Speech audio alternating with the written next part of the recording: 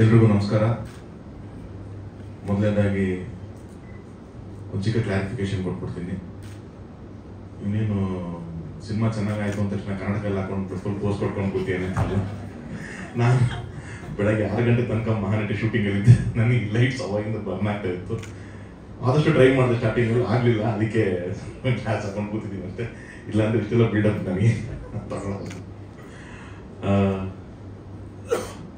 ಹೇಳೋದ್ಮೇಲೆ ಇವತ್ತು ಇಷ್ಟೊಂದು ಅಪ್ರಿಸಿಯೇಷನ್ನು, ಇಷ್ಟೊಂದು ಅದಕ್ಕೊಂದು ಪಾಸಿಟಿವ್ ಟಾಕ್ ಬರೋದಕ್ಕೆ ಎಲ್ಲರಿಗೂ ನಾನು ಥ್ಯಾಂಕ್ಸ್ ಹೇಳ್ತೀನಿ. ಅದು ಟೀಮಿಂದ ಹಿಡಿದು, ಮೀಡಿಯಾಯಿಂದ ಹಿಡಿದು, ನಮ್ಮ ಪ್ರೇಕ್ಷಕರ ತನಕ. ಈ ಸಿನಿಮಾ ಮಾಡಬೇಕು ಅಂತಂದಾಗ ನಾನು ನಂಬಿದ್ದು ಎರಡೇ. ಒಂದು ಈ ಕಥೆನ, ಇನ್ನೊಂದು ಕನ್ನಡ ಜನರನ್ನು. ಇವರಿಬ್ಬರನ್ನೇ ನಾನು ನಂಬಿದ್ದು. ಇಲ್ಲಿವರೆಗೂ ನಾವು ಮಾಡಿದಂಥ ಸಿನಿಮಾಗಳಲ್ಲಿ ನಾನು ಡೈರೆಕ್ಟ್ ಮಾಡ್ಬೇಕಾದ್ರೆ ನಾನು ಸ್ಟಾರ್ಸ್ ಜೊತೆ ವರ್ಕ್ ಮಾಡಿದ್ದೀನಿ. ಪ್ರೊಡ್ಯೂಸ್ ಮಾಡಬೇಕಾದ್ರೂ ಶರಣ್ ಇದ್ರು. ನನಗೆ ಯಾವಾಗಲೂ ಒಂದು ಸ್ಟ್ರೆಂತ್ ಥರ ಇರೋದು. ಫಸ್ಟ್ ಟೈಮ್ ನಾವು ಒಂದು ನ್ಯೂ ಕಮರ್ಸ್ನ ಇಟ್ಕೊಂಡು ಎಂಟರ್ ಆಗಿದ್ದು. ಅವಾಗ ಕೂಡ ನನಗೆ ಅನ್ಸಿದ್ದು ಒಂದೇನೆ, ಒಳ್ಳೆ ಕತೆ, ಒಳ್ಳೆ ಕಾಂಟೆಂಟ್ ಇತ್ತು ಅಂತಂದ್ರೆ ಕನ್ನಡದಲ್ಲಿ ಖಂಡಿತವಾಗ್ಲೂ ತುಂಬಾ ಚೆನ್ನಾಗಿ ರಿಸೀವ್ ಮಾಡ್ತಾರೆ. ಯಾವತ್ತೂ ಅದನ್ನ ಡಿಸಪಾಯಿಂಟ್ ಮಾಡಿಲ್ಲ ಅಂತ ಅಂದ್ಬಿಟ್ಟು ಇಲ್ಲಿ ಮತ್ತೆ ಅದು ನನಗೆ ಪ್ರೂವ್ ಆಗುತ್ತೆ. ನನಗೆ ಈ ಸಿನಿಮಾ ಅಂತೂ ಜಗದೀಶ್ ಫಸ್ಟ್ ದಿವಸ ಸ್ಲೋ ಸ್ಟಾರ್ಟ್ ಇತ್ತು ನಮಗೆ ಅಂತ ಅಂದ್ಬಿಟ್ಟು ಅಂತ. Sir, same experience sir. ನನಗೆ 2017 ನನ್ನ ಚೌಕ ರಿಲೀಸ್ ಆಗುತ್ತೆ ಸರ್. ಸೇಮ್ ನನಗೆ ಅವತ್ತು ಆದಂಥ ಎಕ್ಸ್ಪೀರಿಯನ್ಸ್ ಅದು. ತುಂಬಾ ಸ್ಲೋ ಸ್ಟಾರ್ಟ್. ಅಲ್ಲೂ 4 ಜನ ಹೀರೋಗಳಿದ್ರು. ಬಟ್ ಅವತ್ತಿಗೆ ಅವ್ರ 4 ಜನದ್ದು ಅಷ್ಟು ಪೊಟೆನ್ಷಿಯಲ್ ಆಗಿ ಒಂದು ಕೆರಿಯರ್ ಇರಲಿಲ್ಲ ಅವ್ರಿಗೆ. ಪಾಪ they were also in very low phase, 4 ಜನ ಹೀರೋಗಳದ್ದು. ಸೊ ಎಲ್ಲ ಆ ಥರದೊಂದು ಟೈಮಲ್ಲೇ ಶುರುವಾಗಿದ್ದು ಚೌಕ. ಫ್ರೈಡೇ ಎಲ್ಲ ಕಡೆನೂ ತುಂಬಾ ಸ್ಮಾಲ್ ಓಪನಿಂಗ್ ಆಗಿದೆ ಇದು ಅನ್ನೋ ಥರನೇ ಇತ್ತು. ಶನಿವಾರ ಮಧ್ಯಾಹ್ನಕ್ಕೆ ಸ್ವಲ್ಪ ಅದು ಪಿಕಪ್ ಆಗ್ತಾ ಹೋಗುತ್ತೆ. ಭಾನುವಾರ ಬೆಳಗ್ಗೆಗೆ ನಾನು ಫಸ್ಟ್ ಒಂದು ಗಾಯತ್ರಿ ಥಿಯೇಟರ್ ಹೌಸ್ಫುಲ್ ಬೋರ್ಡ್ ಅಂತ ಮಾರ್ನಿಂಗ್ ಶೋ ಬಂತು ಅಂತ ನನಗೆ. ಇದು Gayathri theatre first house full board ಬರುತ್ತೆ ನನಗೆ. ಯೋಗಿ ಬೈ ಅವರು ಫಸ್ಟ್ ಹೌಸ್ಫುಲ್ ಬೋರ್ಡ್ ಕಣ ಗಾಯತ್ರಿ ಥಿಯೇಟರ್ ಅಂತ ಹೇಳ್ತಾರೆ. ನನಗೆ ಸ್ವಲ್ಪ ಖುಷಿ ಆಗುತ್ತೆ. ಅಲ್ಲಿಂದ ಅವತ್ತಿನ ಟೈಮ್ ಥಿಯೇಟರ್ ಸೆಟಪ್ಗೆ ನಮಗೆ ಒಂದು ಭಾನುವಾರಕ್ಕೆ ಒಂದು 70 ಕಡೆ ಹೌಸ್ಫುಲ್ ಬೋರ್ಡ್ ಬೀಳುತ್ತೆ. ಅಲ್ಲಿಂದ ಶುರುವಾಗಿದ್ದ ರನ್ನು ಆ ಸಿನಿಮಾ 125 ದಿನಗಳ ಕಾಲ ಅದೇ ತರದ ಒಂದು ಎನರ್ಜಿನಲ್ಲಿ, ಅದೇ ತರದ ಒಂದು ಪಾಸಿಟಿವಿಟಿನಲ್ಲಿ ಯಾವತ್ತು ಡ್ರಾಪ್ ಆಗದೆ ಒಂದು ಸ್ಟಡಿಯಾಗಿ ಒಂದು ಸಿನಿಮಾ ಹೋಯಿತು. ಅದೇ ಸೇಮ್ ಎಕ್ಸ್ಪೀರಿಯನ್ಸ್ ನನಗೆ ಇಲ್ಲೂ ಆಗಿದ್ದು. ನನಗೆ ಶೋ ಟು ಶೋ ಅದು ಇನ್ಕ್ರೀಸ್ ಆಗ್ತಾ ಒಂದು ರೇಂಜ್ಗೆ ಆಗೋಯ್ತು ನನಗೆ. ನಮ್ಮ ಗುರು ಶಿಷ್ಯರು ನಾನು ಜಡೇಶ್ ಮಾಡಿದಾಗಲೂ ನಾವು ಒಳ್ಳೆ ರಿವ್ಯೂಸ್ ಬಂದಿದೆ. ನಾನು ಚೌಕ ಮಾಡಿದಾಗ, ನಾವು ಯಾವ ಸಿನಿಮಾ ಮಾಡಿದಾಗಲೂ ಚೆನ್ನಾಗಿದೆ ಅನ್ನೋ ಅಪ್ರಿಷಿಯೇಷನ್ ಬಂದಿದೆ ನಮಗೆ. ಬಟ್ ಈ ಸಿನಿಮಾಗೆ ಬಂದಂತ ಒಂದು ಅಪ್ರಿಷಿಯೇಷನ್ನು, ಈ ಸಿನಿಮಾಗಳಿಗೆ ಬಂದಂತ ಒಂದು ರಿವ್ಯೂಸು, ರೈಟ್ ಅಪ್ಸು ಒಂದೊಂದು ಪೇಜ್ ಗಟ್ಟಲೆ ಬರ್ದಿದ್ದಾರೆ ಸೋಷಿಯಲ್ ಮೀಡಿಯಾಗಳಲ್ಲಿ. ಯಾವ ಅಂತಾನೆ ಗೊತ್ತಿರಲ್ಲ ನಮಗೆ. ನಮ್ಮ ಟ್ಯಾಗ್ ಮಾಡಿ ಅಷ್ಟಷ್ಟು ಬರ್ದಿದ್ದಾರೆ. ಯಾವ ಸ್ಟೇಟಸ್ಗಳು ಹಾಕೋಬೇಕಾರೆ ಇದು ಏನಾಯ್ತು ಅಂತಂದ್ರೆ ನಾವು ಫಸ್ಟ್ ಹೇಳ್ತಿದ್ವಿ, ನಾನು ಪ್ರಮೋಷನ್ಸ್ ಮಾಡ್ಬೇಕಾದ್ರೆ ಏನೇನು ಮಾಡೋಣ, ನಾನು ಫುಲ್ ಟೀಮೆಲ್ಲ ಕೂರಿಸ್ಕೊಂಡು ಪ್ರಮೋಷನ್ಸ್ ಹಿಂಗೆ ಮಾಡ್ಬೇಕು, ಹಂಗೆ ಮಾಡಬೇಕು ಅಂತ. ಬಟ್ ನಾನು ಅಂದೆ, ಅಪ್ಪ ಈ ಸತಿ ಹಂಗೆ ಬೇಡ. ಇವಾಗ ಜನ ತುಂಬಾ ಇಂಟೆಲಿಜೆಂಟ್ ಆಗಿದ್ದಾರೆ. ನಿಮಗೆ ನೀವು ಏನು ಪ್ರಮೋಷನ್ ಮಾಡಿದ್ರು ಅದು ಬರೀ ಸಿನಿಮಾ ಈ ತರ ಇದೆ ಅನ್ನೋದಕ್ಕೋಸ್ಕರನೇ ಅದು ಇನ್ಫಾರ್ಮೇಶನ್ ಆಗುತ್ತೆ ಹೊರತು ಇನ್ಯಾವುದು ಅಲ್ಲ. ಅಥವಾ ಡೇಟ್ ಹೇಳೋದಕ್ಕೆ ನಮಗೆ ಪ್ರಮೋಷನ್ ಯೂಸ್ ಮಾಡಬೇಕು. ಇವತ್ತು ಮೊದಲಾದ್ರೆ ನಾವು ಟಿವಿ ಮುಖಾಂತರ ಏನೋ ಹೇಳ್ತಿದ್ವಿ, ಅಥವಾ ಟ್ರೋಲ್ ಪೇಜಸ್ ಈ ಥರದ್ದು ಎಲ್ಲ ಯೂಸ್ ಮಾಡ್ತಿದ್ವಿ. ಜನ ಇವಾಗ ಅದು ಯಾವುದನ್ನು ತಲೆ ಕೆಡಿಸ್ಕೊಳ್ಳಲ್ಲ. ಅವ್ರು ನಂಬುತ್ತಾ ಇರೋದು ಒಂದೇ, ಸಿನಿಮಾ ನೋಡ್ದವನೇ ಸಿನಿಮಾ ಬಗ್ಗೆ ಮಾತಾಡಬೇಕು. ಸಿನಿಮಾ ಯಾರು ನೋಡಿರ್ತಾರೆ ಅವರೇ ಸಿನಿಮಾ ಬಗ್ಗೆ ಏನು ಹೇಳ್ತಾರೆ ಅದನ್ನು ಮಾತ್ರ ನಂಬಿ ಜನ ಥಿಯೇಟರ್ಗೆ ಬರ್ತಿದ್ದಾರೆ. ಸೊ ಸಿನಿಮಾನೇ ಮಾತಾಡಬೇಕು. There is no alternative. Content ಮಾತಾಡಿದ್ರೆ ಜನ ಒಳಗಡೆ ಬರ್ತಾರೆ. ಅದಕ್ಕೆ ಒಂಚೂರು ಟೈಮ್ ಆಗುತ್ತೆ. ಇವತ್ತು ಅದನ್ನ ಮಾತ್ರನೇ ಮಾಡಬೇಕು ಅಂತ ನಂಬಿ ನಾವು ಬಂದಿದ್ದು. ಅದಕ್ಕೆ ಆ ಟೈಮ್ ನಮಗೆ ಏನು 1 day 1.5 day ತಗೊಂಡು. ಬಟ್ ಇವತ್ತಿಗೆ ಇಟ್ ಈಸ್ ವೆರಿ ಫಾಸ್ಟ್. ಅಂದ್ರೆ ನಾವು ಮೊದಲೇ ತರ ಸರ್ ಒಂದು 2 ವಾರ ಆದ್ಮೇಲೆ ಪಿಕಪ್ ಆಗೋ ಪಿಕ್ಚರ್ ಅದಿಲ್ಲ. 1 ದಿವಸ 2 ದಿವಸಕ್ಕೆ ಪಿಕಪ್ ಆಗ್ಬಿಡುತ್ತೆ. ಆ ಥರದ್ದು ಒಂದು ಎನರ್ಜಿನಲ್ಲಿ ಶುರುವಾಯಿತು. ನನ್ನ ಫೋನ್ ಕಾಲ್ಸು, ನನ್ನ ಮೆಸೇಜಸ್, ಸೋಷಿಯಲ್ ಮೀಡಿಯಾ ಇಲ್ಲಿವರೆಗೂ ಸ್ಟಾಪ್ ಆಗಿಲ್ಲ. ನನ್ಗೆ ಬಂದಂಥ ಒಂದು ರೆಸ್ಪಾನ್ಸ್ಗಳು ಎಷ್ಟು ಖುಷಿ ಆಗುತ್ತೆ ಅಂದ್ರೆ ನಂದೇ ಸಿನಿಮಾ ಇದು ಆದ್ರೂ ಕೂಡ ಅವ್ರು ಹೇಳ್ತಾ ಇರೋಷ್ಟು ವಿಷಯಗಳು ನಾವು ಈ ಹಿಂದೆನೂ ಒಂದಷ್ಟು ನನ್ನ ಸಿನಿಮಾಗಳು ನಾನು ಮಾಡಿದಾಗ ನೋಡಿದ್ದೀನಿ. ಬಟ್ ಸ್ಟಿಲ್ ಇಲ್ಲಿ ಬರ್ತಾ ಇರೋ ಒಂದು ಎನರ್ಜಿ ಇದೆಯಲ್ಲ, ದಟ್ ವಾಸ್ ವೆರಿ ನೈಸ್. ಎಷ್ಟು ಖುಷಿಯಾಗಿ ನನಗೆ ಅವ್ರು ಹೇಳ್ಬೇಕಾದ್ರೆ ಹೇಳ್ತಾರೋ, ಒಂದು ಸ್ಟೇಟ್ಮೆಂಟ್ ಎಲ್ಲ ತುಂಬಾ ಕಾಮನ್ ಆಗಿ ಹೇಳ್ತಾರೆ. ಅದು ನನ್ ತುಂಬಾ ಬೇಜಾರು, ಹರ್ಟ್, ಅದೇನೋ ಗೊತ್ತಿಲ್ಲ, ಹೆಂಗ್ ಅವ್ರಿಗೆ ಕನ್ವೆ ಮಾಡ್ಬೇಕು ಅಂತ ನಂಗೆ ಗೊತ್ತಾಗಲ್ಲ. ಸರ್ ಈ ಫಿಲಮ್ ಮಲಯಾಳಮಲ್ಲಿ ಬರ್ಬೇಕಾಗಿತ್ತು ಸರ್, ಇಷ್ಟು ಕೋಟಿ ಮಾಡಿದ್ರು ಸರ್, ಈ ಸಿನಿಮಾ ತಮಿಳಲ್ಲಿ ಬರಬೇಕಾಗಿತ್ತು ಸರ್, ಇಷ್ಟು ಕೋಟಿ ಮಾಡಬೇಕಾಗಿತ್ತು ಸರ್. ಕನ್ನಡದಲ್ಲಿ ಬಂದಿದ್ದಿಲ್ಲ, ಇದು ಕನ್ನಡದಲ್ಲಿ ನೀವು ನೋಡು, ಕೋಟಿ ಮಾಡುತ್ತೆ ಮಾಡಲ್ಲ, ಅದು ನನ್ನ ಪ್ರೊಡ್ಯೂಸರ್ ನನ್ಗೆ ಗೊತ್ತಿರೋದು. ನೀವು ಸಿನಿಮಾ ಆಗಿ ಸಿನಿಮಾ ಬೇರೆ ಲ್ಯಾಂಗ್ವೇಜ್ ಅಂತ ಹೇಳ್ಬೇಡಿ, ಅಲ್ಲಿ ಜನನೂ ಅದೇ ಇಲ್ಲಿ ಜನನೂ ಅದೇ. ನನಗೇನು ಕನ್ನಡ ಜನನು ಖಂಡಿತವಾಗ್ಲೂ ಅದೇ ತರದ ಮಟ್ಟಿಗೆ ತಗೊಂಡು ಹೋಗ್ತಾರೆ. ಸ್ವಲ್ಪ ಏನಾಗಿದೆ, ಬಹುಶಃ ತುಂಬಾ ಸಿನಿಮಾಗಳು ಡಿಸಪಾಯಿಂಟ್ ಆಗಿರೋದ್ರಿಂದ ಆಡಿಯನ್ಸ್ಗೆ ಆ ನಂಬಿಕೆ ಬಂದಿಲ್ಲ. ಒಂದು ಒಳ್ಳೆ ಸಿನಿಮಾ ಬಂತು ಅಂದ್ರೆ ಅದು ನಂಬಿ ಹೋಗ್ಬೇಕು ಅನ್ನೋ ನಂಬಿಕೆ ಬರ್ತಾ ಇಲ್ಲ. ಅದೇ ಹೇಳ್ದಂಗೆ ಓಪನರ್ಸ್ ಬಂದ್ರು, ಇವ್ ಮಿಡ್ಲ್ ಆರ್ಡರು, ಇದು ಖಂಡಿತವಾಗ್ಲೂ ಇದೊಂದು ಎಕ್ಕ ಆಯ್ತು, ಸೂಫ್ರಮ್ ಶೋ ಆಯ್ತು. ಸೊ ಇವಾಗ ಆಡಿಯನ್ಸ್ಗೆ ಒಂದು ಬಿಲೀಫ್ ಬರಕ್ ಶುರು ಆಗುತ್ತೆ. ದೇ ವಿಲ್ ಶೋರ್ಲಿ ಟೇಕ್ ಒಂದು ಪೊಟೆನ್ಷಿಯಲ್ ಸಿನಿಮಾನ ಖಂಡಿತವಾಗ್ಲೂ ದೊಡ್ಡ ಲೆವೆಲ್ ತಗೊಂಡು ಹೋಗ್ತಾರೆ. ಅದಕ್ಕೆ 7 ಮನೆಗೆ ಒನ್ ಆಫ್ ದಿ ಸಾಕ್ಷಿ ಆಗುತ್ತೆ ಅಂತ ನಾನು ನಂಬಿದ್ದೀನಿ. ಇಲ್ಲಿವರೆಗೂ ಅದ್ಭುತವಾದ ಕಲೆಕ್ಷನ್ಸ್. ನೀವು ಇವಾಗ 30 ಸಿನಿಮಾ ರಿಲೀಸ್ ಆಗ್ತಿದೆ ಅಂದ್ರೆ, ನಮ್ದು ರಿಲೀಸ್ ಆಗ್ಬೇಕಾದ್ರೂ 17 ಸಿನಿಮಾ ರಿಲೀಸ್ ಇತ್ತು, ಕನ್ನಡ, ತೆಲುಗು, ತಮಿಳು, ಹಿಂದಿ ಎಲ್ಲ ಅಂತ ಅಂದ್ಬಿಟ್ಟು ಅಂತ. ಎಲ್ಲ ತುಂಬಾ ದೊಡ್ಡ ದೊಡ್ಡ ಫಿಲಮ್ಸ್ಗಳು ಇತ್ತು.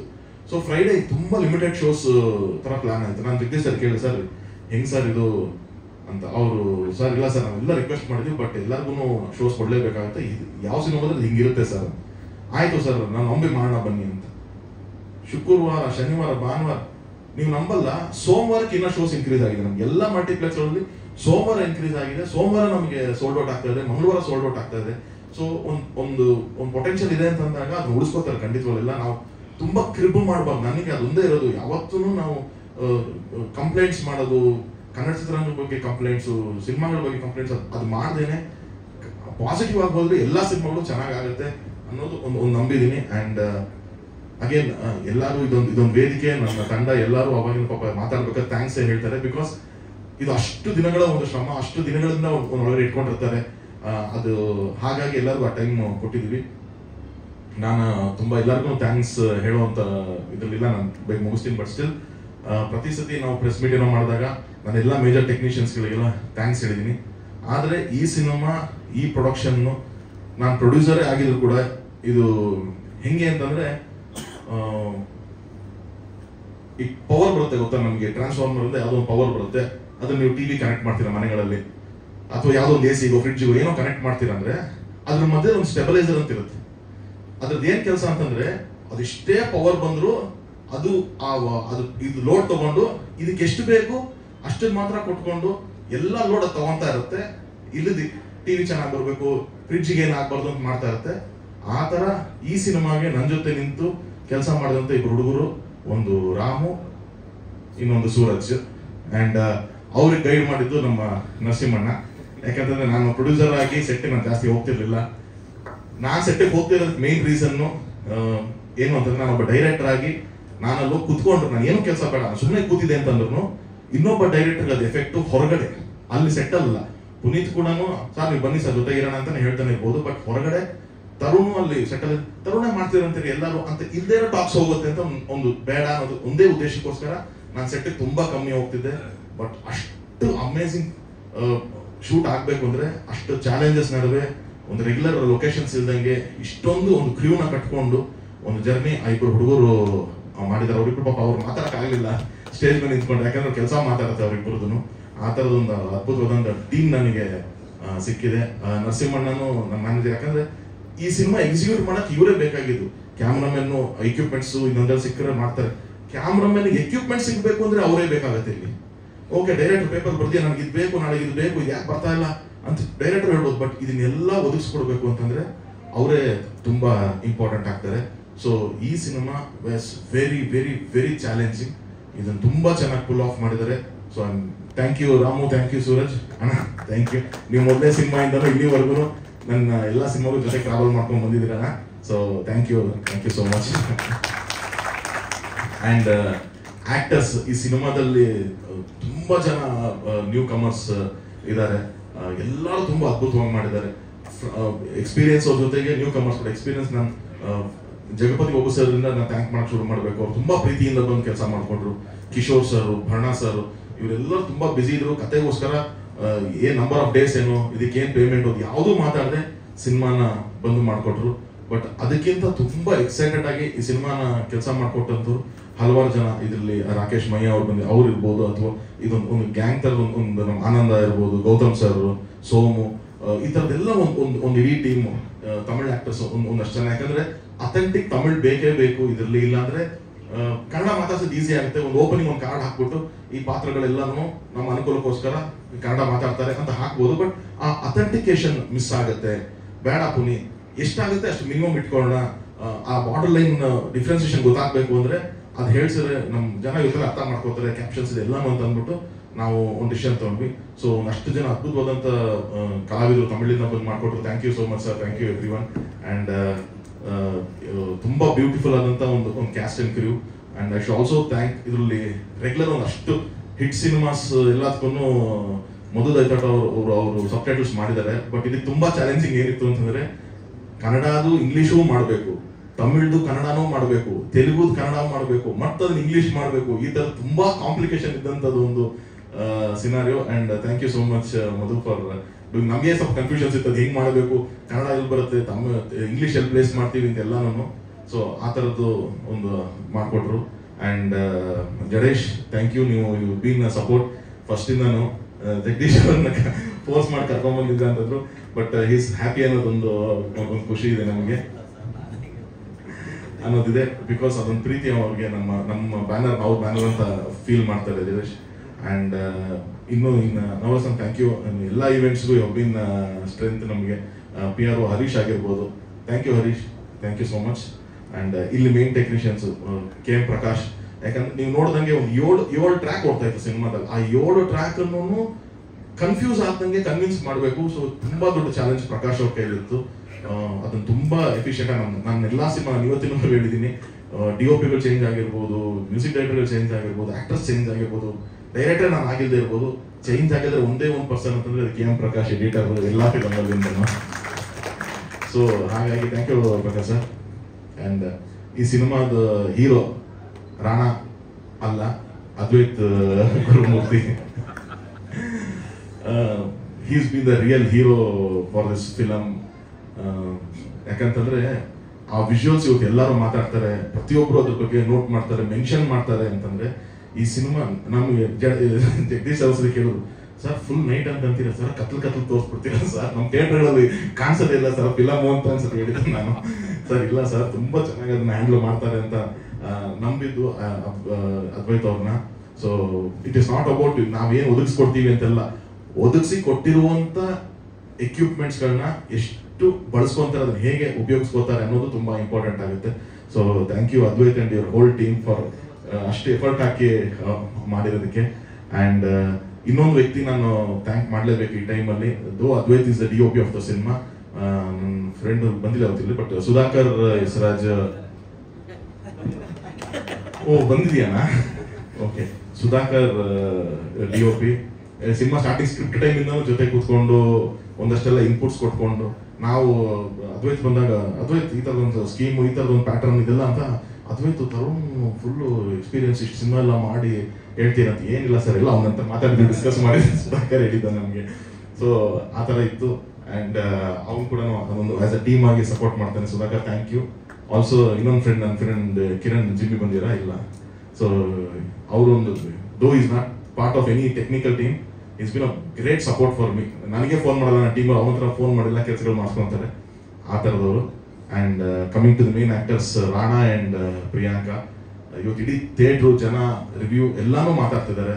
ಸೊ ಅವ್ರ ಪೊಟೆನ್ಷಿಯಲ್ ಏನಿದೆ ಅಂತ ಈ ಸಿನಿಮಾದಲ್ಲಿ ಸ್ವಲ್ಪ ತೋರಿಸಿರುತ್ತೆ. They have a great potential to go very very very long in Kannada industry. Rana, ನಿಮ್ಮ ಹಂಬಲ್ನೆಸ್ಸು, ನಿಮ್ಮ ಡೆಡಿಕೇಶನ್ ನಾನು ಹಿಂದೆನೂ ಹೇಳಿದ್ದೀನಿ, ಈಗಲೂ ಹೇಳ್ತೀನಿ, ಅದು ಎಲ್ಲಿವರೆಗೂ ಇರುತ್ತೆ ನಿಮ್ಗೆ ಕಾಪಾಡುತ್ತೆ ನಿಮಗೆ ಅಂತ ಹೇಳ್ತೀನಿ. So good luck. ಆ್ಯಂಡ್ ಪ್ರಿಯಾಂಕಾಗಂತೂ ನಾನು ಪ್ರೊಡ್ಯೂಸರು, ಮಹಾನಟಿ, ಜಡ್ಜ್ ಇದೆಲ್ಲ ಬಿಟ್ಟು ನಾನು ಮ್ಯಾನೇಜರ್ ಹಾಕ್ಬಿಟ್ಟಿದ್ದೀನಿ ಪ್ರಿಯಾಂಕಾಗೆ. ನಾನೀಗ ಅದೆಷ್ಟು ಫೋನ್ ಬರುತ್ತೋ, ಅದು ಯಾರ್ಯಾರು ಫೋನ್ ಮಾಡ್ತಾರೋ, ಸರ್ ಪ್ರಿಯಾಂಕಾ ಅವ್ರ ನಂಬರ್ ಸಿಗ್ತಾಯಿಲ್ಲ ಸರ್, ನಮ್ದು ಯಾವುದೋ ಒಂದು ಪ್ರಾಜೆಕ್ಟ್ ಇದೆ ಸರ್, ಸರ್ ಹಿಂಗೆ ಚೆನ್ನೈಯಿಂದ ಕೂಪಿಟ್ರಿ ಸರ್, ಅದು ಇಮಾನ್ ಸರ್ ಯಾರೋ ಫೋನ್ ಮಾಡಿ ಇಮಾನ್ ಸರ್ ಹತ್ರ ನನ್ನ ನಂಬರ್ ಇಸ್ಕೊಂಡು ಪ್ರಿಯಾಂಕಾ ಬೇಕು ಅಂತ ಫೋನ್ ಮಾಡ್ತಾರೆ. ನನಗೆ ಯಾವುದು ಫಸ್ಟ್ ಟೈಮ್ ಫೋನ್ ಮಾಡ್ದ, ಸರ್ ಪ್ರೊಡಕ್ಷನ್ ಹೆಸರು ಬೇಡ sir, it's very big production house in Tamil, sir message ಮಾಡಿ ಸರ್ ಇಂಥ ಪ್ರೊಡಕ್ಷನ್ ಅವ್ರು ಕಳಿಸ್ತಾ ಇದ್ದೀನಿ ಅಂತ. ನನಗೆ ತಮಿಳ್ ಪ್ರೊಡಕ್ಷನ್ ಹೌಸ್ ಫೋನ್ ಮಾಡ್ತೀರಿ ಇದೆ ಅಂತ ಅಂದ್ಬಿಟ್ಟು ಆಯ್ತು ಫೋನ್ ಸರ್ ಹೇಳಿ ಸರ್ ಅಂತಂದರೆ, ಅದೇ ಸರ್ ನಾವು ಪ್ರಿಯಾಂಕಾ ಅವರಿಗೆ ಕಾಂಟ್ಯಾಕ್ಟ್ ಮಾಡಿ ಟ್ರೈ ಮಾಡ್ತಾ ಇದ್ದೀವಿ, ಅವ್ರ ಅವೈಲಬಿಲಿಟೀಸ್ ಗೊತ್ತಾಗ್ತಾ ಇಲ್ಲ, ಸೊ ಇಮಾನ್ ಸರ್ ನಿಮ್ಮ ನಂಬರ್ ತೊಗೊಂಡ್ವಿ, ನಮ್ಗೊಂಚೂರು ಕಾಂಟ್ಯಾಕ್ಟ್ ಕೊಡ್ತೀರಾ? ಹೌದಾಯ್ತು ಹೋಗಪ್ಪ ಅಂತ ಅಂದ್ಬಿಟ್ಟು ನಾನು ಅದೇನೆ ಸರಿ ಅಂತ. ಸೊ ಹಾಗೆ ಅಂದರೆ ಅಷ್ಟು ಪ್ರಾಮಿಸಿಂಗ್ ಆಗಿದ್ದಾರೆ ಅವರು ಪ್ರಿಯಾಂಕಾ ಅಂತ, which we already new. So ಅದು ಮತ್ತೆ ಪ್ರೂವ್ ಮಾಡ್ಕೊಂಡ್ ಬಂದಿದ್ದಾರೆ. ಎಷ್ಟು ದಿನ ಆಗುತ್ತೋ ಅಷ್ಟು ದಿನ ಕನ್ನಡದಲ್ಲಿ ಇರಮ್ಮ ನೀನು, ಹೊರಗಡೆ ಹೋದ್ರು ಇಲ್ಲೂ ಬ್ಯಾಲೆನ್ಸ್ ಮಾಡ್ಕೊಂಡು ಹೋಗಮ್ಮ. ನಾವು ಬರೇ ಎಕ್ಸ್ಪೋರ್ಟ್ ಕಂಪ್ನಿ ತರ ಹೋಗಿದ್ವಿ ಕನ್ನಡ ಚಿತ್ರರಂಗ. ಎಲ್ಲ ಇಲ್ಲಿ ತಯಾರು ಮಾಡೋದು, ಹೊರ ದೇಶಕ್ಕೆ ಕಳಿಸೋದು, ಎಲ್ಲ ಇಲ್ಲಿ ತಯಾರು ಮಾಡೋದು, ಎಕ್ಸ್ಪೋರ್ಟ್ ಮಾಡೋದು, ಹಂಗೆ ಆಗೋಗಿದೆ ನಮಗೆ. ಸೊ ದಯವಿಟ್ಟು ನನ್ನೊಂದು ರಿಕ್ವೆಸ್ಟ್, 50 ರಿಕ್ವೆಸ್ಟ್ ಇದೆ, ಮಾಡಿ. ಖಂಡಿತವಾಗ್ಲೂ ಬೇರೆ ಭಾಷೆಯಲ್ಲಿ ಮಾಡೋದು ತಪ್ಪು ಅಂತ ಇಲ್ಲೇ ಇಲ್ಲ. ಬಟ್ ಎಲ್ಲ ನಮ್ಮಲ್ಲಿ ಎಷ್ಟೊಂದು ಜನ, ಈಗ ಸೌಂದರ್ಯ ಮ್ಯಾಮ್ ಇಂದ ಹಿಡಿದು, ಪ್ರೇಮ ಮೇಡಮ್ ಇಂದ ಹಿಡಿದು, ಮಹಾಲಕ್ಷ್ಮಿ ಮ್ಯಾಮ್, ಎಲ್ಲರೂ ಅದರ್ ಲ್ಯಾಂಗ್ವೇಜ್ ಮಾಡೋದು. ಬಟ್ ಕನ್ನಡದಲ್ಲೂ ಪ್ರಾಮಿನೆಂಟ್ ಆಗಿದ್ರು. ಸೊ ನೀವು ನಮಗೆ ನಾಟ್ ರೀಚಬಲ್ ಆಗೋ ರೇಂಜಿಗೆ ಆಗ್ಬೇಡಿ, ಕನ್ನಡದಲ್ಲಿ ಮಾಡಮ್ಮ, ಒಳ್ಳೇದಾಗಲಿ ನನಗೆ. ಆ್ಯಂಡ್ ಒಂದು ಹೀರೋ ಹೆಂಗೆ ಅದ್ವೈತ ಅಂತಂದ್ರೆ ಅಷ್ಟೇ ಇಂಪಾರ್ಟೆಂಟ್. ಒಂದು ಹೀರೋಯಿನ್ ತರ ನಮಗೆ ಮ್ಯೂಸಿಕ್ ಸಿನಿಮಾದಲ್ಲಿ. ಯಾಕೆ sir, I am telling heroine not in any other sense sir, because heroine attracts, same wise music attracts people. So that is the reason. ಇನ್ನು ಶುರುನೇ ಮಾಡಿಲ್ಲ ಅವ್ರ ಬಗ್ಗೆ. ನಾನು ನೀನೇ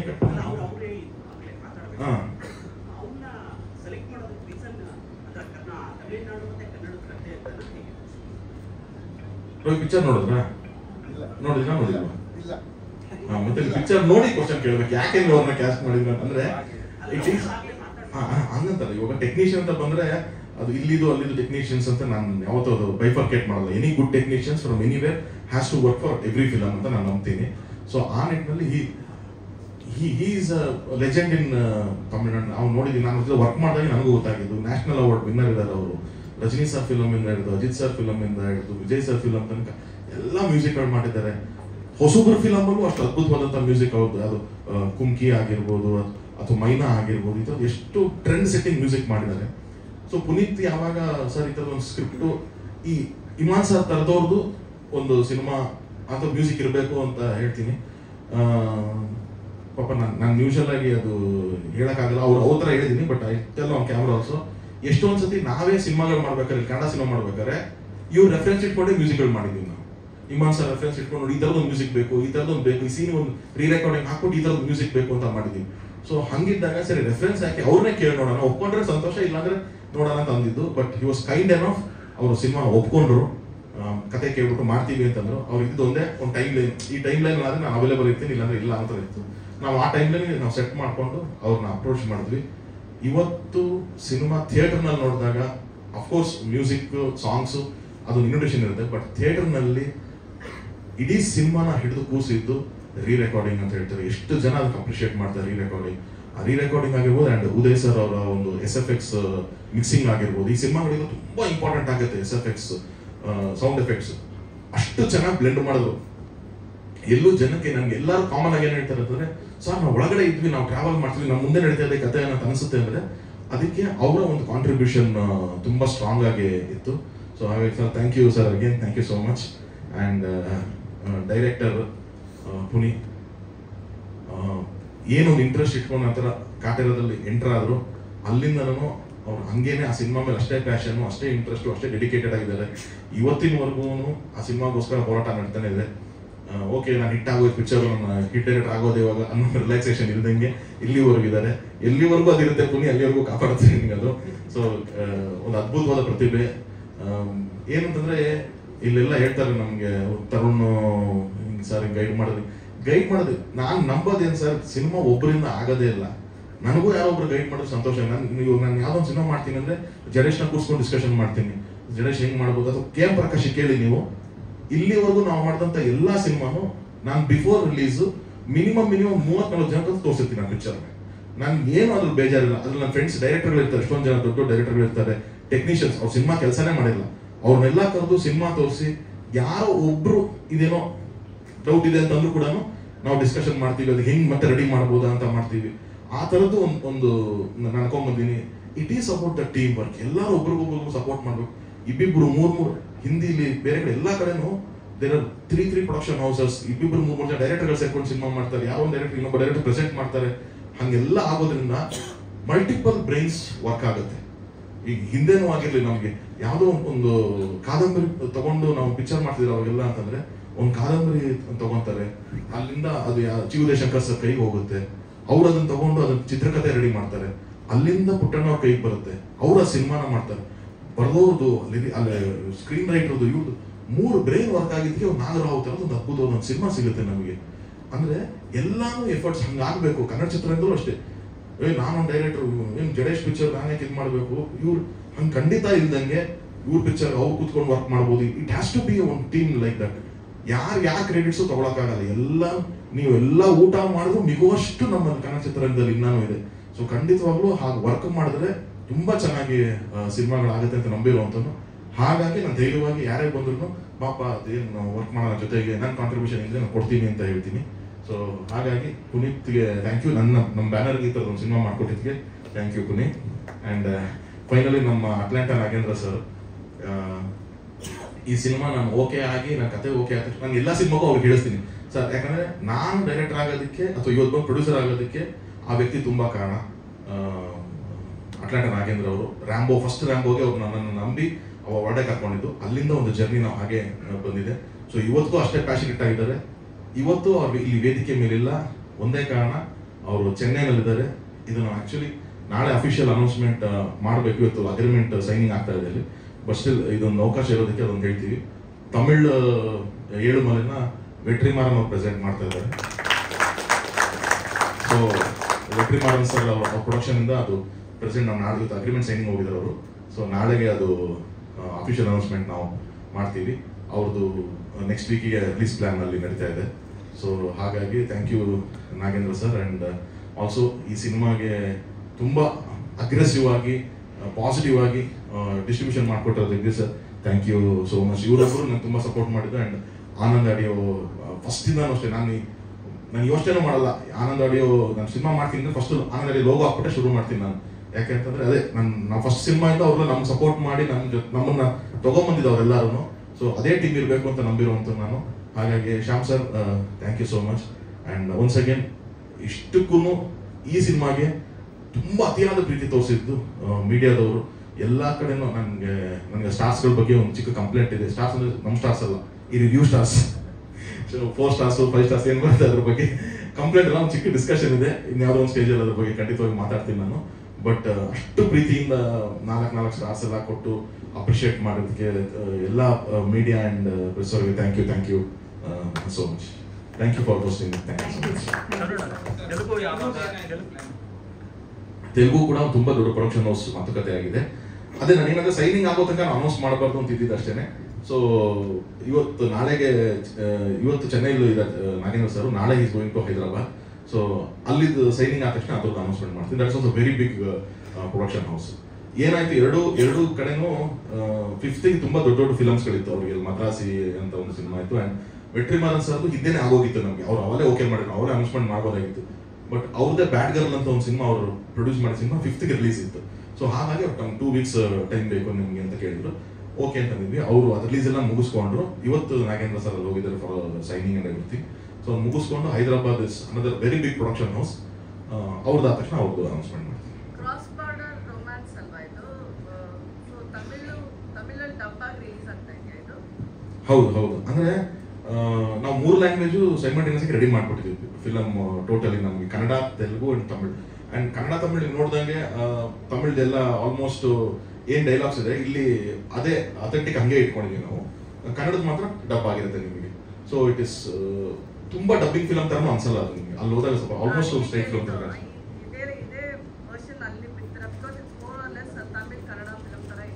ಹೌದು. ಇಲ್ಲ but again little Kannada dub ಇರುತ್ತೆ, ಸಾರಿ ತಮಿಳ್ ಡಬ್ ಇರುತ್ತೆ ಅದರಲ್ಲಿ. ಈಗ ನಿಮ್ಮ ಎಕ್ಸ್ಪೆಕ್ಟೇಷನ್ ಎಷ್ಟು ರೀಚ್ ಆಗಿದ್ದೀರಾ? ಯಾವ್ದ್ರ ಮೇಲೆ ಎಕ್ಸ್ಪೆಕ್ಟೇಷನ್?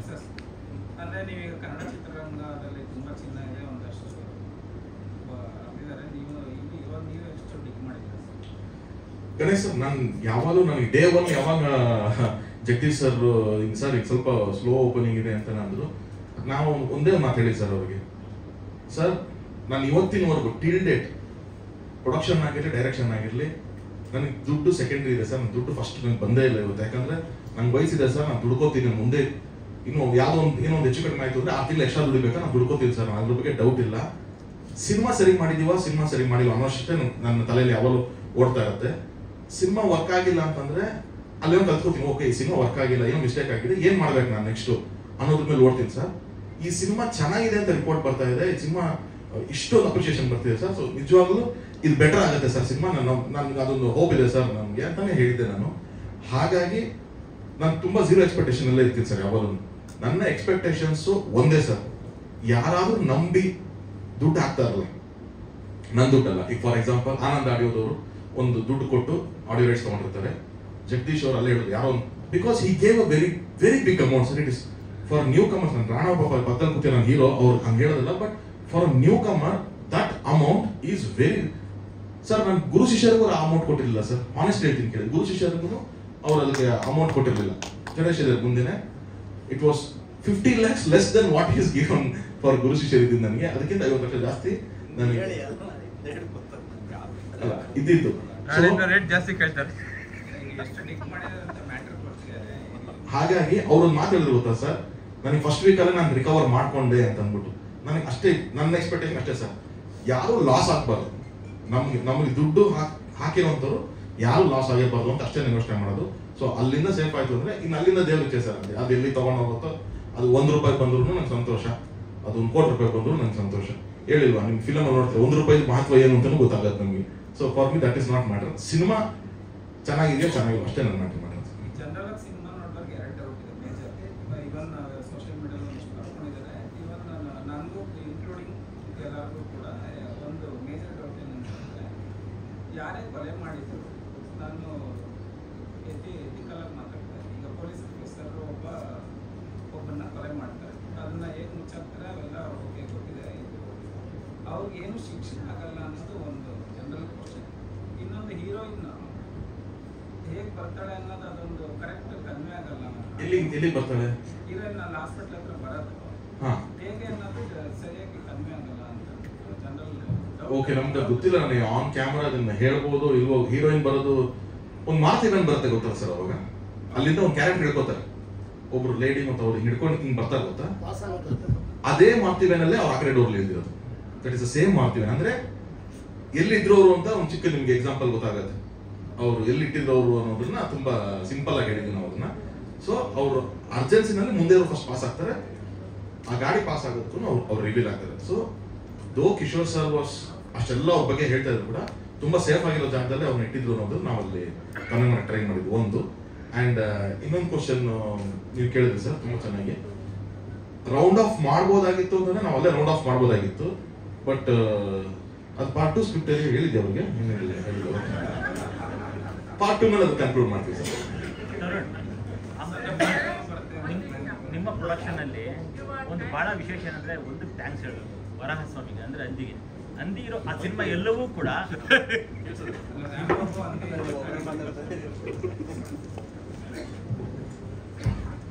ಸಾಮಾನ್ಯವಾಗಿ ತರುಣ್ ಸಿನಿಮಾದಲ್ಲಿ ನಂದಿ ಅಂದ್ರೆ ವರಾಹ ಸ್ವಾಮಿ ಇರೋ ಪಾತ್ರಗಳೆಲ್ಲ ಒಂದಷ್ಟು ಲಕ್ಕು, ಒಂದು ಅದೃಷ್ಟ ಅಂತ ಕ್ಯಾರಿ ಆಗಿದೆ ಅಂತಿದೆ ಅಂತಾರೆ.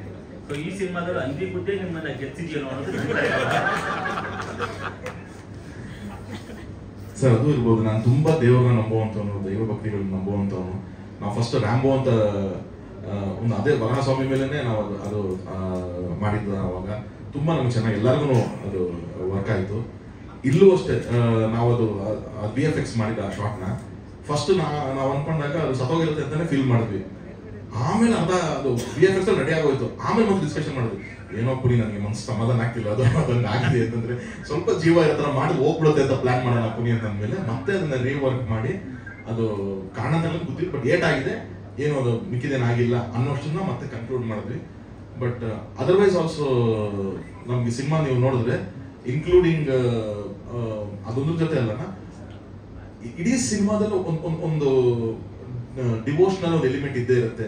ಯಾರು ಕಾಪಾಡೋದಂದ್ರೆ ದೇವ್ರು ಕಾಪಾಡ್ತಾನೆ ಅಂತ ನಂಬ್ತೀನಿ ನಾನು. ಸೊ ಅದನ್ನ ಕೂಡ ತುಂಬಾ ಚೆನ್ನಾಗಿ ಸ್ಕ್ರಿಪ್ಟ್ ಅಲ್ಲಿ ಇನ್ಕ್ಲೂಡ್ ಮಾಡಿದೆ ಪುನೀತ್. ಸೊ ಅದು ಫಸ್ಟ್ ಶಾರ್ಟ್ ಇಂದ ಹಿಡಿದು ನಿಮ್ಗೆ ಲಾಸ್ಟ್ ಶಾರ್ಟ್ ಮಾತಾಡ್ಕೊಂಡು ಶಾರ್ಟ್ ಬರೋ ತನಕ ಕೂಡ ನಾವು ಅದನ್ನ ಮೇಲೆನೆ ಬೇಸ್ ಮಾಡಿದ್ವಿ. ಅದ್ರ ಜೊತೆಗೆ ಇನ್ನೊಂದು BP ಶುಗರ್ ಚೆಕ್ ಮಾಡ್ಕೋಬೇಕಂದ್ರೆ, ವೀರ ಇದು ಆಂಬುಲೆನ್ಸ್ ಸೀನ್ ಬಂದಾಗ ತುಂಬಾ ಜನ ಎಲ್ಲ ಸೀಟ್ ಎಡ್ಜ್ ಬಂದ್ಬಿಟ್ಟು ಅಂದ್ರೆ ಅದೇ ಪ್ರಾಮಿಸ್ ಮಾಡಿದ್ದು. ನಾವೇನು ಬೇರೆ ಏನಿಲ್ಲ, ಒಂದು ಪ್ರಾಮಿಸ್ ಅಷ್ಟೇ ಇದ್ದಿದ್ದು ನಮಗೆ, the edge of the seat thriller with love story ಇರುತ್ತೆ ಅಂತ.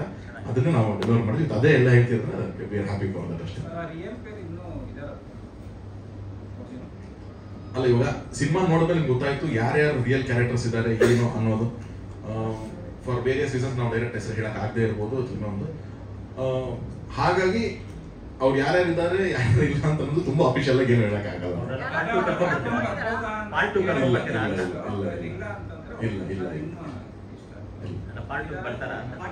ಇಲ್ಲ ಇಲ್ಲ ಖಂಡಿತವಾಗ್ಲೂ ಇಲ್ಲ.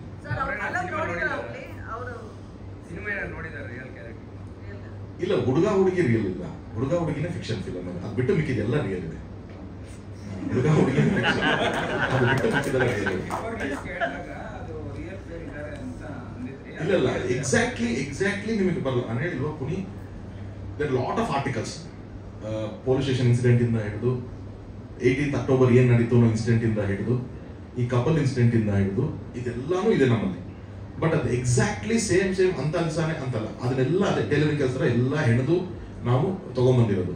ಸೊ ಹಾಗಾಗಿ ಇಟ್ಸ್ ನಾಟ್ ಇವ್ನು ಹೇಳ್ದಂಗೆ ನಾವು STF ವಿನಯ್ ಕುಮಾರ್ ಅಂತಿದ್ದಾರೆ, ಅವ್ರ ಪಿಕ್ಚರ್ ನೋಡ್ರೆ ನಾನು ಹೆಂಗೆ ಆನ್ಸರ್ ಮಾಡ್ಲಿ ಅದನ್ನ, ನಾನು ಕೇಳಿ ಕರ್ಕೊಂಬರಕ್ ಆಗತ್ತೋ ಆಗೋ ಗೊತ್ತಿಲ್ಲ. ಸೊ ಹಾಗಾಗಿ ನೋಡ್ತಾರೆ, ಅವ್ರು ನೋಡ್ಬೋದು, OTT ಬಂದಾಗ ನೋಡ್ತಾರೆ, ಥಿಯೇಟರ್ ನೋಡ್ಬೋದು, ನಮ್ಗೆ ಗೊತ್ತಿಲ್ಲ. ಮೇಡಮ್ ಏನು ಸಕ್ಸಸ್ ಮೇಡಮ್ ಏನೋ ಕೇಳಿದ್ರು ಅವರು. ಸರಿ, ಫಸ್ಟ್ ಕಾಪಿ ಬಂದಾಗ ನೀವು ಒಬ್ಬ ಡೈರೆಕ್ಟರ್ ಆಗಿ ಅದು ನೋಡಿದಾಗ ಹೇಗೆ ಅನಿಸ್ತು, ಏನು ಮಿಸ್ ಆಗಿದೆ ಅಂತ? ಫಸ್ಟ್ ಕಾಪಿ ಬಂದಾಗ